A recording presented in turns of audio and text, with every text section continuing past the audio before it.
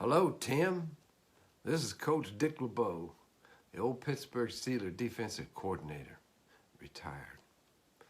I have a very, very pleasant message to deliver to you. It's my honor to deliver it. It is a short little note from your loving daughters and from Coach LeBeau.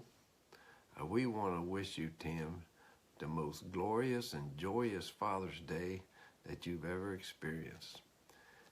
Your daughters want you to know, man, that they think you hung the moon, that you're the greatest dad that's walking on the planet. They are so grateful that you are in their lives and so wonderfully thankful for all the great lessons of life and living that you have taught them, and how you are always right there by their side and with them every day of their life. I don't know, Tim. They love you with all their heart. I don't know if I can give you a better Father's Day present than that, but I will say this, as being with the Steelers for 16 years, I know you're a Steeler fan. I want to thank you for your support. And the Steeler Nation is such a huge part of the Steelers' success. And with those terrible towels whirling and PA system playing renegade, man, I never worried too much about people doing too much against our defense. And by and large, in the long run, they never did too much against them. I thank you, Tim, for your help on that. You know about some of the great players I had the honor to coaching. Troy Polamalu just went into the Hall of Fame last summer. I think James Harrison's got a pretty good chance of joining him in there. That play he made in the Super Bowl was fantastic. They both won the MVP of the NFL defensive best player of the year. Another one that I had, James Ferrier, should have won it one time. He finished second.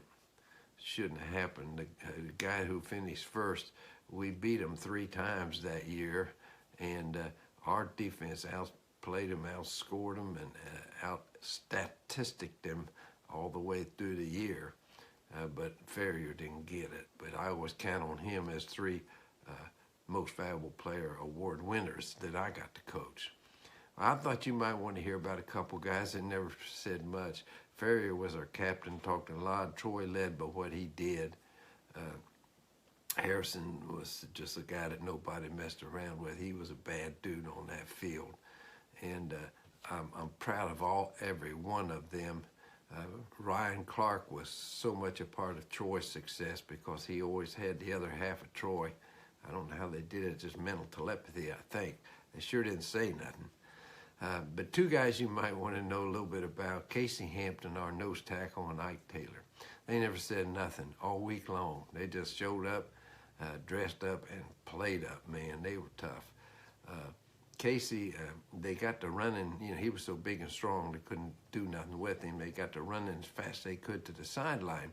So I told Casey, we're going to come up with a new technique for you called tough.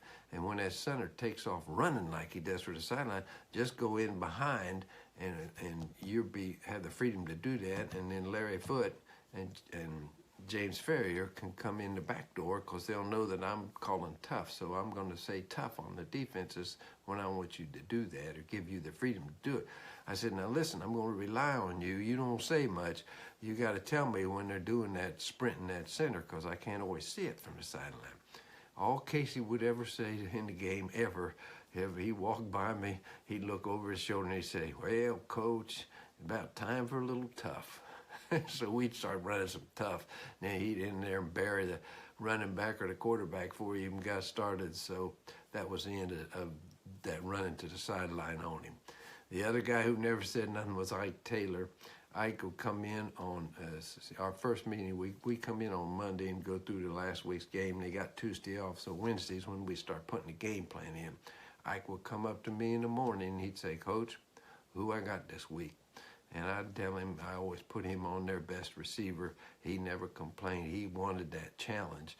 And he just said, who I got this week? And that would be the end I'd see of him till I'd tell him after the game at his locker, good game, Mike. That was my two silent guys. Anyhow, that's just a little neither here nor there. The important thought of this is your daughters love you, man. Father's Day is a wonderful time of the year. I congratulate you. I thank you, Tim, for supporting me and helping me for 16 years. And I wish you all the joy, happiness, and love that life can bring you, man. Go Steelers.